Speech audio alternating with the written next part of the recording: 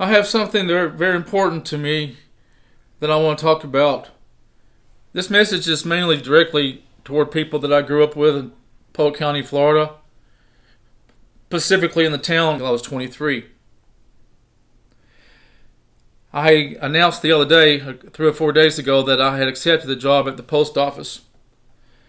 It took me 4 years to get hired, and I quit today. My first day on the job, I quit the first 30 minutes. I passed the postal exam back in 2019, and I was living in Young Harris, Georgia at the time, and I got turned down for a job over there because I forgot to mention I had a ticket, suspended license in 1990. I also want to point out I've never done a video like this on Facebook. The only videos I've ever done is with me playing guitar and singing. I'm too traumatized, I'm too afraid, I'm too frightened to type at a keyboard. I'm very good at typing, but I can't do it right now. So I got turned down 4 years ago because I forgot to report that I had a suspended license in Polk County, Florida, for driving without insurance, which I just didn't have the money to pay for it. And they caught it, and they disqualified me from the job in Blairsville, Georgia. So I gave up for 2 or 3 years. And so what motivated me to try again and get hired at the post office, living in Chattanooga, Tennessee? I've been working selling furniture for the past 10 months.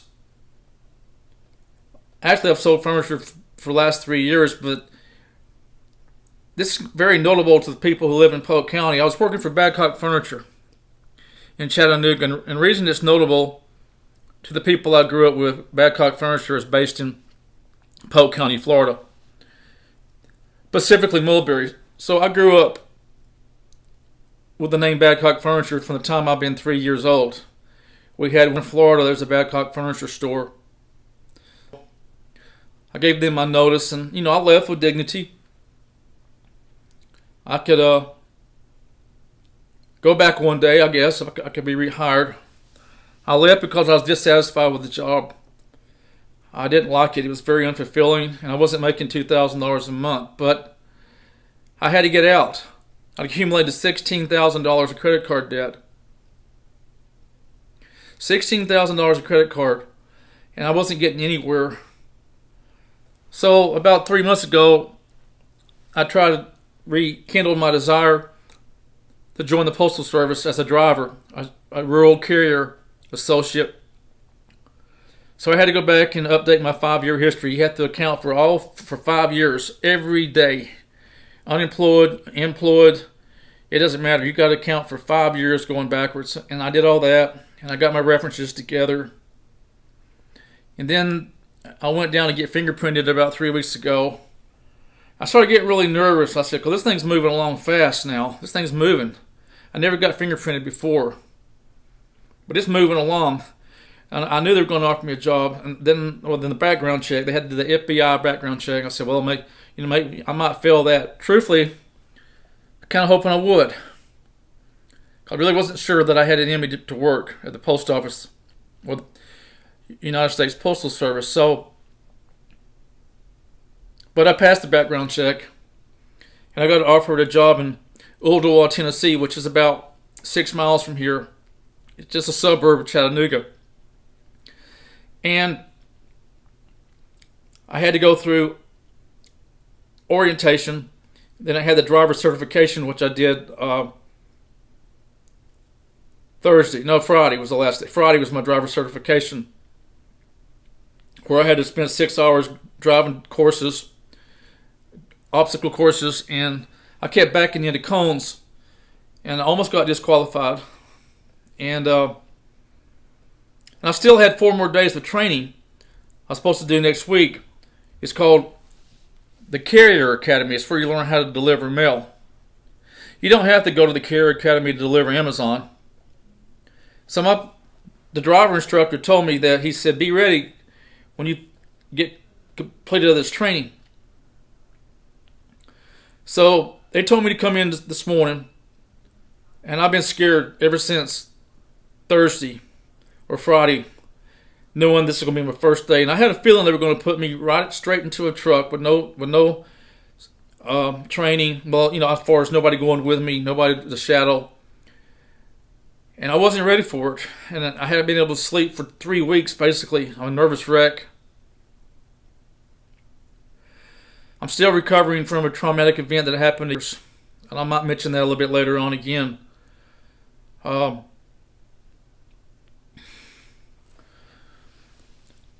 quit the job because I do what I always do under stress. I quit. I've been a quitter my whole life. No, I quit everything I ever did. I quit sports. I quit the track team when I was a senior. I was terrible at track as a sophomore. The 11th grade, I came in last every race in the 10th grade. I didn't come in last every race in the 11th grade. I beat a few people. In the 12th grade, I would have lettered that year. And Coach Foster was even amazed at how far I had come along. In my senior year, because I had practiced and been running for 6 months before track season. So I realized I had this pressure on me now because I was the only person that's going to Stanford had graduated. I couldn't handle the stress that I was going to be the person running the half mile and I might be the person that actually led her. And I quit. I just walked up to Coach Foster one day and quit. So quitting is my life story. People in Fort Meade that grew up, a lot of y'all think, a lot of people think I'm insane. And there's good reasons to think that. We all know I've had a long history of mental health problems, beginning at about age 25. The fact that I'm sitting here at 65 years old, breathing, is a testament to some kind of strength I've got inside me. I don't do drugs, I don't do alcohol, I don't smoke. But today what happened, I went to work very afraid, and I woke up, it's raining, it's 32 degrees, it's cold. It could be about the worst possible start day in America to go to work for the Postal Service. And I get to work, and I see all these vehicles out there parked, and it's dark, and it's dreary, so I'm already in a bad state of mind, or a scared state of mind. And I kept thinking, all I got to do is just get one day under my belt, one day, and then I come home, watch the Super Bowl, and relax, and then I'll go to my letter academy training, and then I don't have to worry about it for 4 more days. So I got there, and I met the postmaster. I had already visited the post office, so they already knew who I was. I went there about 4 days ago. So they were glad to see me. I came walking in. I had me a carry bag with my lunch and a towel to stay dry and cell phone, everything I could think about I would need during the course of the day. And they gave me a scanner. Well, I haven't been trained on how to use scanners. I've used scanners at other jobs and sales, but this is a UPS scanner, so it's very complex. USPS scanner. So this young girl, female, probably in the 30s, they put her to help me, and all she spent was about 5 minutes with me telling me how to scan the barcodes. And they put me on what they call the short route.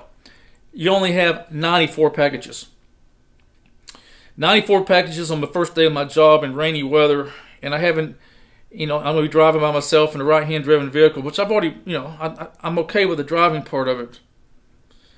You make one mistake driving, you don't curb your wheels, so you don't put the parking brake on, and somebody sees you, you're fired. Because I'm on probation. That wasn't even worrying me. Where it all went downhill was these 94 packages were not just in one place. They were mixed all around in facility. People had been working all night last night to get the orders ready for the drivers today. It's Amazon Sunday. And so I had trouble scanning because sometimes the screen would switch off to where I was at and I didn't know how to get back. So I had to run find this girl, this woman. And she was nice and she'd come back. And then all of a sudden, I started losing control of my thinking. I'm thinking, God, I'm not going to get out of here for 2 more hours. I got to load this vehicle. And then she laid down a bunch of these trays the smaller packages from Amazon, like these letters and things and envelopes, they have to be sorted. Obviously, you don't want to throw 94 packages into a van and just start taking off down the road. You'll be there for 2 days trying to deliver, because this scanner puts everything in sequence of the route. This is like a GPS also. So it tells me where I have to go, but if I don't know how to find the package when I get there, I'll spend all my day digging around. And you got to write on each package the magic marker. You have to write the number of the route, the number of the package. So it was too much, too soon. I started getting scared and panicked like I used to as a child, as a teenager. And I'll tell you more about how that happens.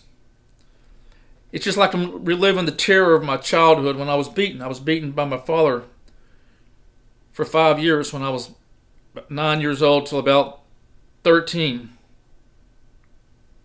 A lot of you know my mother committed suicide. But none of that really had anything to do with what happened today. I just freaked out. I got there and realized that I couldn't focus on the end goal, that here's a job that I can make $60,000 a year, work by myself, be left alone, make overtime, get paid well, have benefits, days off, and not have to deal with phone calls and customer payments like I did at Badcock Furniture. And I just finally panicked. And I just walked into the postmaster's office. I said, I can't do it. And the young woman that was training me said, yeah, you can. She tried to coach me, but it was too late. It was at the point of no return. And I'm not going to talk too much about ifs. I would say that if somebody would have been with me all day, I needed somebody to have been with me all day as a mentor, and to shadow me or me shadow them. And I didn't get that. But they're shorthanded. The USPS is like the military. I mean, if you don't make it, you get booted out. So I do what I do best. I quit. And I came home defeated.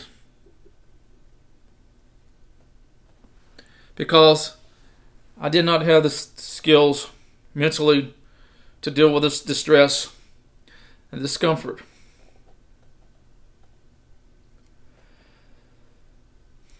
My life has been one giant upset for the past 40 years. I don't have a girlfriend. I don't have love. Don't have sex. And I've been in constant pain and anger and resentment about that for 40 years, and it causes me pain every day of my life. And this caused me to lose 35 to 40 jobs because of depression and unhappiness. Used to be able to get angry and lash out at people and get fired. But that hasn't happened in the last 10 years. Generally what happens, I just quit, or I can't do my job and I get fired. I was able to do my job at Badcock. I functioned. I wasn't great. There was no crises there. The people there were great to me. I had the girls I worked with were nice. The manager was nice. I had no qualms with these people. They treated me with respect, the warehousemen. So that was a job that, I didn't lose because of my, whatever you want to call it, my condition. I had had a girlfriend since 1986 when I was 29 years old. Now, a lot of people don't think that's no big deal. I guarantee you it's a big deal if you're a man and you haven't had a woman or sexual intimacy in that period of time. And it has caused me sadness and grief that I cannot describe to you in pain. What it has done to me. I have no male friends. I lost all my friends from Fort Meade years ago, back around age 24.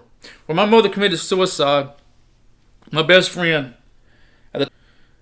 who went to Harvard University and joined the FBI, but me and Danny Me and Bill and Danny used to go fishing and hunting together in the 70s, 71, 72, 73. In fact, for 10 years, that whole decade. Even when Danny was at college, he'd come home for the holidays. But in those days, I had friends, and I didn't suffer from depression then. The only thing I knew about depression was when I was in the 8th grade in high school, a junior. She was the daughter of the principal's daughter. She was the principal's daughter. I won't call out her name. I don't remember her name actually right now. But everybody knows who I'm talking about if you're in high school. The principal's daughter committed suicide by a gun. I remember coming to school that morning and hearing the story, and that was the eeriest, darkest thing I'd ever heard. I didn't understand. I'd seen her. I knew what she looked like, a little short, pretty girl. And the thought that she was dead, it just boggled my mind. And it was very frightening. It was just a very dark, eerie feeling. I would learn about those dark, eerie feelings later. And I've carried them dark, eerie feelings inside of me for 40-something years. So today was just another act of quitting. I lost all my friends because of anger. And when I was 24, I started 23, living. Well, last year in Fort Meade, I started drinking, going to bars,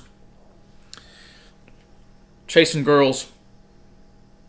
And the alcohol unleashed a lot of stuff inside of me. A lot of fears.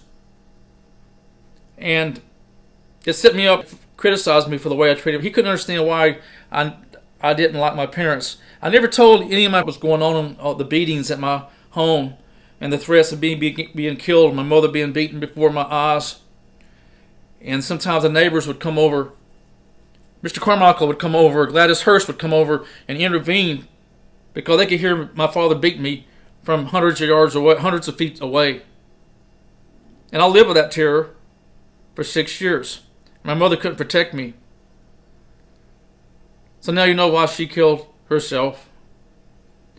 Don't really know the exact reason.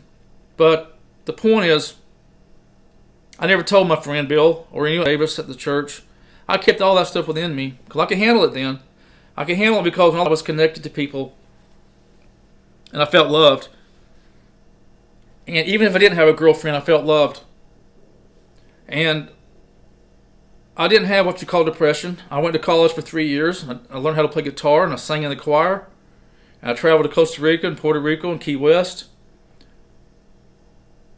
And I had friends that cared for me, and I felt cared for up till about age 24, 25. And I've cared, and I felt loved. I used to go on the church mission tours, the Good Seed group, and I felt loved. Because no cell phones, no computers, no social media, and yet I felt connected to the whole world. I felt loved and safe. When I first got out of high school, I worked for a year at SDEC, a phosphate mine. I was worked on a railroad crew as a switchman, later to be a fireman on what they call the yard crew. So any of you men who watching this video who remembers SDEC, the dry mill, you know what working on the railroad meant.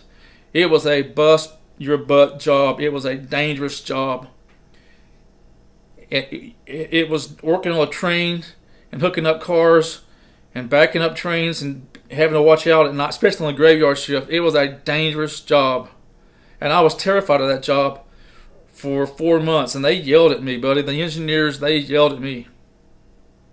And then when I got the job mastered, then we all became friends, started going duck hunting together.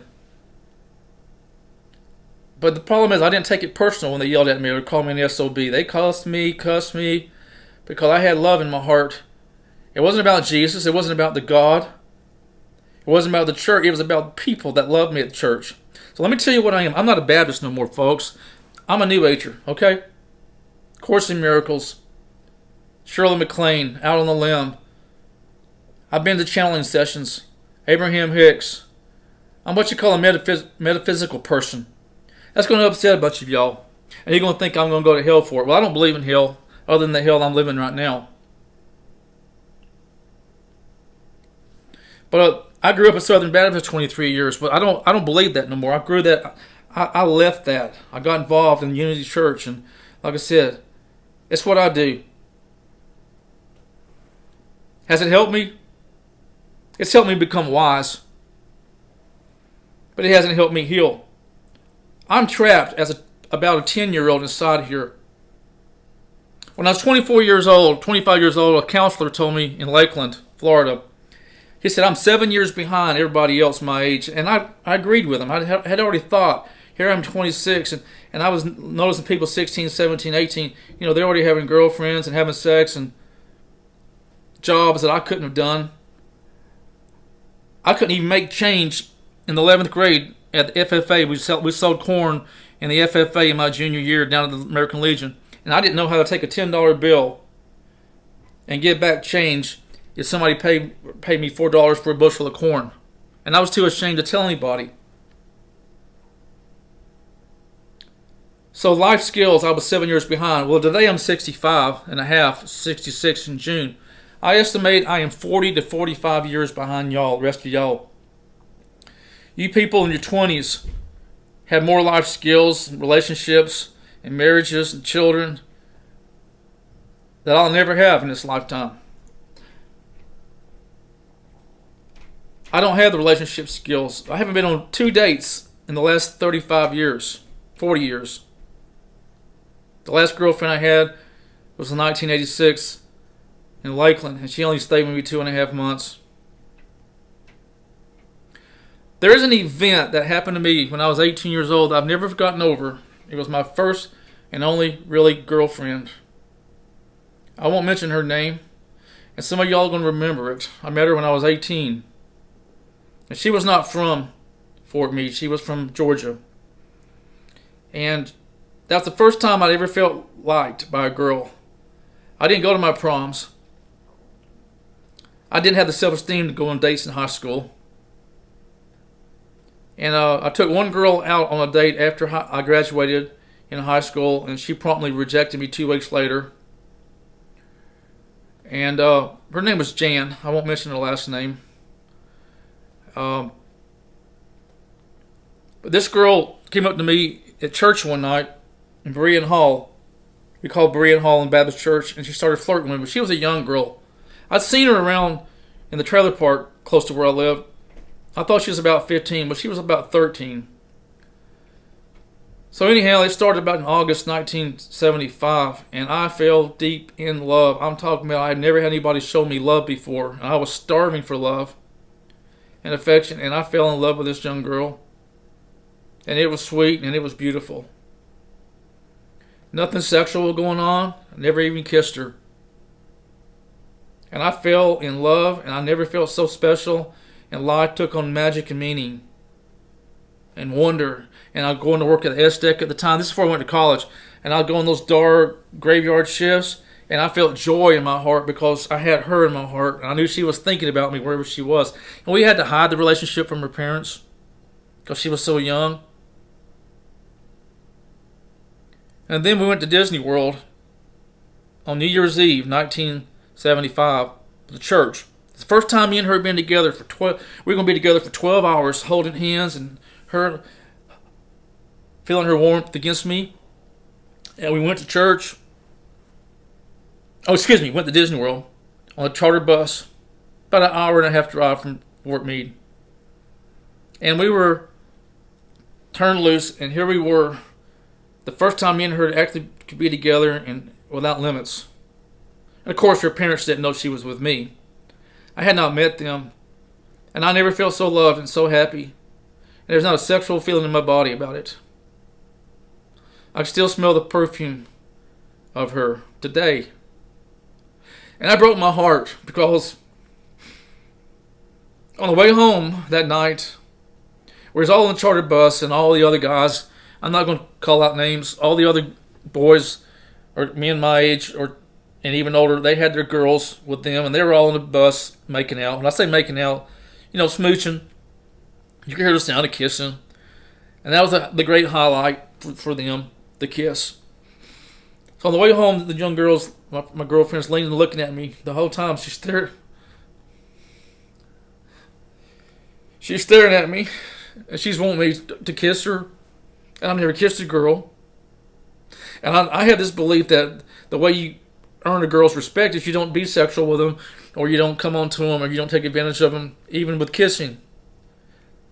And I was terrified. And I loved her, and I didn't want to lose her.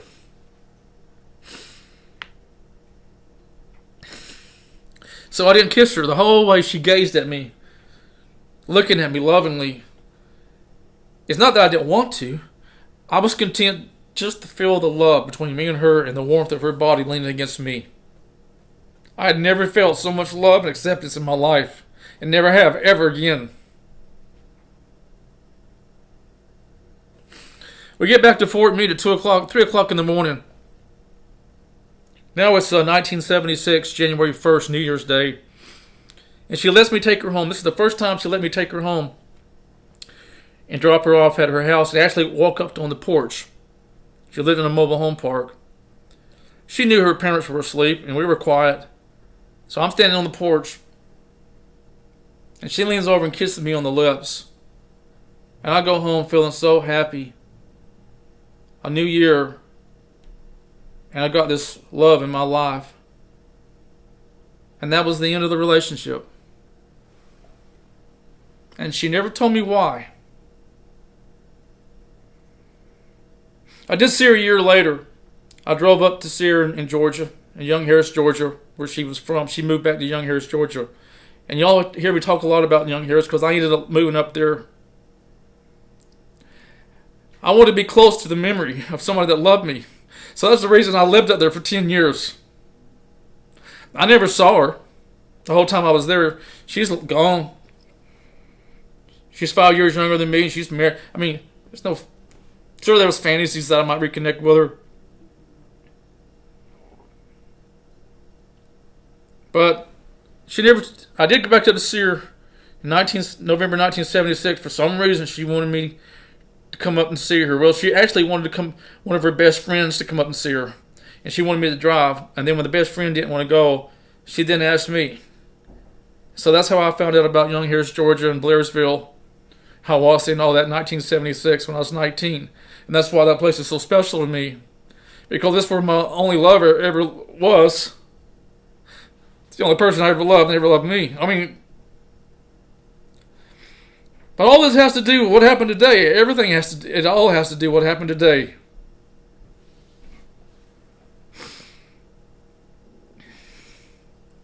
She never told me what happened.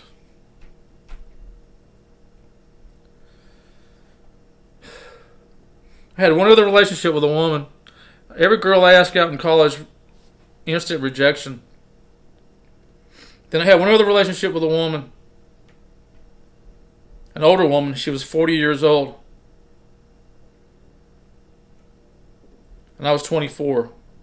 In 1981, I met her at a bar in Lake Auburndale. Like she had never seen me before, and it scared her. And I lost her. And one day, in September,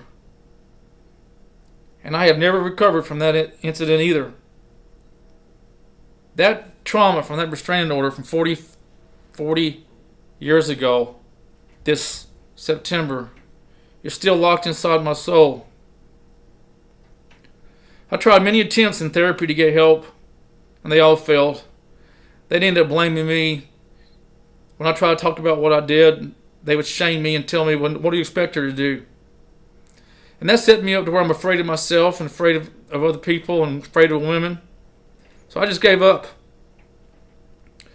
I see myself as a bad person. I see myself as a shame. I see a person that doesn't deserve to be loved. I can't go much longer because I can't go over 38 minutes, so I have to hang this thing up here in a second. But so then a year ago, I think on the 20th, I come to work and they call the police and send them to the warehouse where I'm working.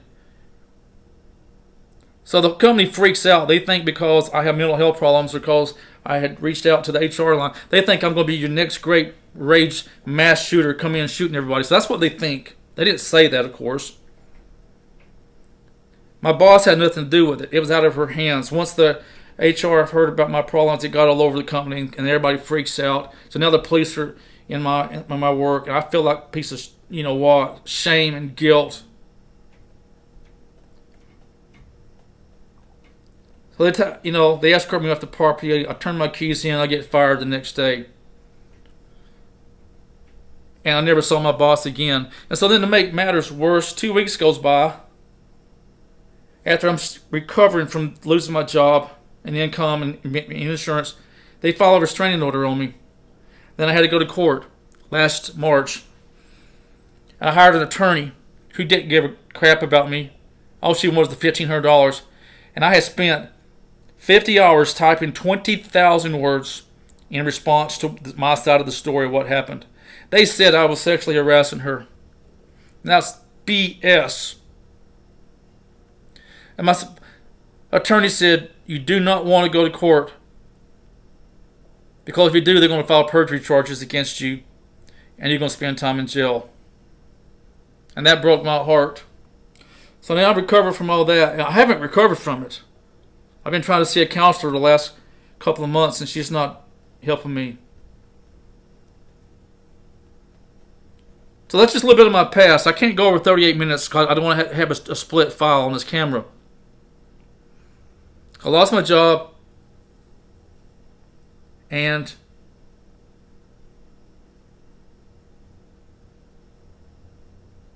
today I quit.